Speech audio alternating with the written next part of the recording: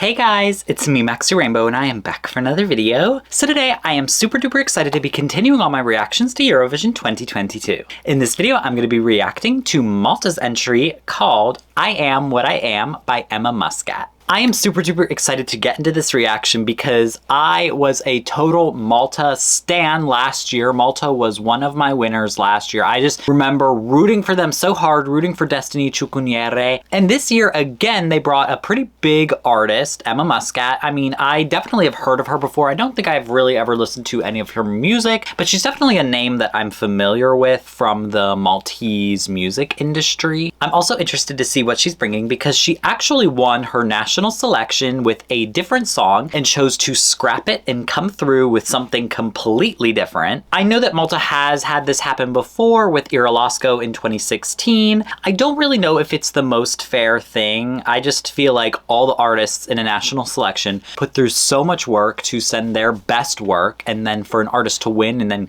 completely scrap their song and bring something completely different, it feels like it's doing a disservice to the artist who spent all that time and effort, and then the song that ended up winning isn't even the one going to Eurovision. It's also doing a disservice to all the people who voted for them because it's like people wasted their money voting on a song that isn't even going to Eurovision anymore. I just feel like it's kind of an unfair situation, but it's obviously it's in the rules. It's not against the rules for her to do this. I do think morally it seems kind of shady to do that. I don't know. But regardless, I'm really excited to see what they're bringing this year. So without further ado, let's get right into reacting.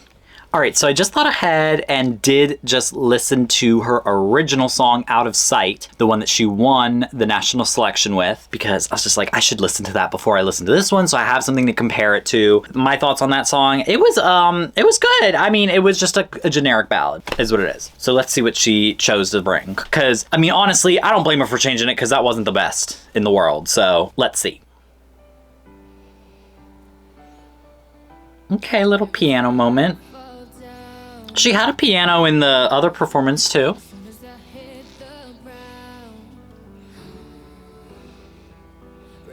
Okay.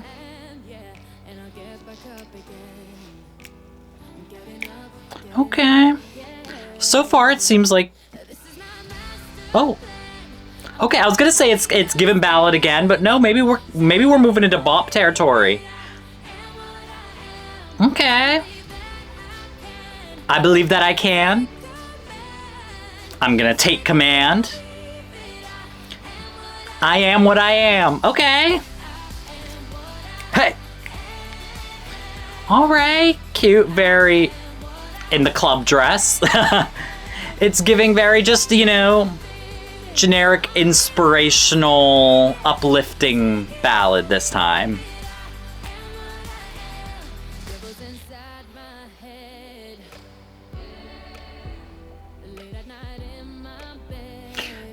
I mean, maybe it's also because the other one I watched the national selection performance, but I'm like, okay, like the production sounds nice. It's unoffensive. It's very much just fine.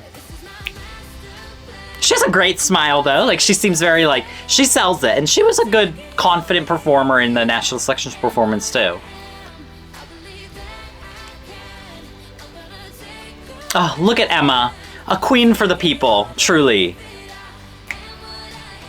It is weird to me that she's at the piano, given that I don't really hear a piano at the moment.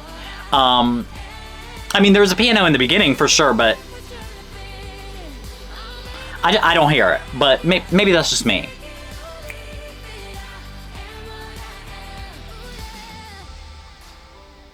Hey, come on! Yeah, like even here, like I hear a piano, but it doesn't sound like it's like the bass to the song, so it's kind of weird to me to have her planted at that piano.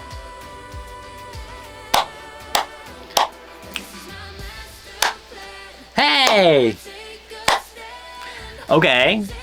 So they literally just Googled like inspirational phrases and placed them together.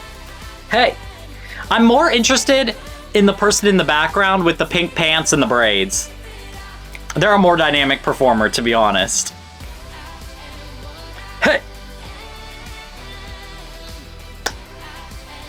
Yeah, it's giving very much like I put into a machine to generate a Eurovision song and this is what they came out with.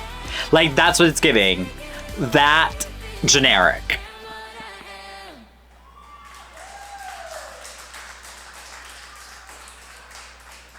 And then the cheering at the end. Like, how cliche and cheesy can we get? That was the challenge that they put for themselves. How cheesy and cliche of a Eurovision entry can we create? And I think that Malta really, succeeded in that mission. I don't mean to be so judgmental, but quite frankly, that was like so generic. You know what's annoying about this is like, you get an opportunity to be at Eurovision. This is what you said. You got the opportunity to re-record and create an entire new song knowing you are going to Eurovision and this is what you created. Why did you need to recreate the other song? There's not a big difference between the two. Like, you could have at least just revamped the other song, maybe with this instrumental, because I feel like the other song had a little bit more lyrical depth than whatever this was giving. Like, literally, I just listened to that one time and I can basically recite the chorus. I am what I am. This is my master plan. Take it or leave it. I am what I am. Like, girl, seriously? That's what you're giving us? Like, you get the opportunity to be at Eurovision. This is what you're giving. Like, it's fine. It's perfectly like unoffensive. It's a song. Like, it's doing the job of Malta sending a song. It hit that criteria. But like, maybe if they kill it with the staging,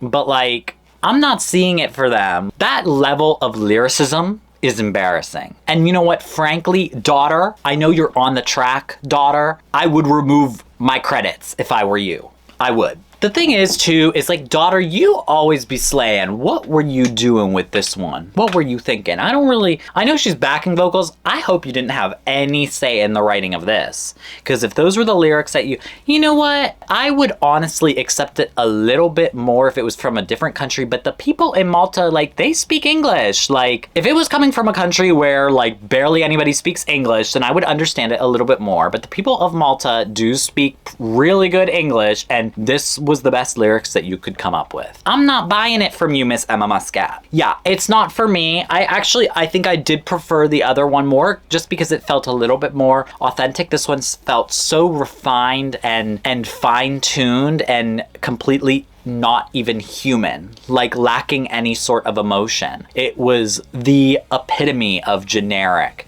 and we don't need that. We don't need that. We don't need that. We don't want that. So yeah, guys, that is it for my reaction to Malta's entry for Eurovision 2022. Don't forget to leave in the comments down below what you think about their entry this year. As usual, if you like this video, don't forget to like, comment, and subscribe to my YouTube channel so you don't miss out on any other video that I do. As well as don't forget to follow me on my Instagram and my Twitter at Maxxy Rainbow so you don't miss out on any post polls, live streams, anything like that. And yeah, guys, my name is Maxxy Rainbow. I will see you all later.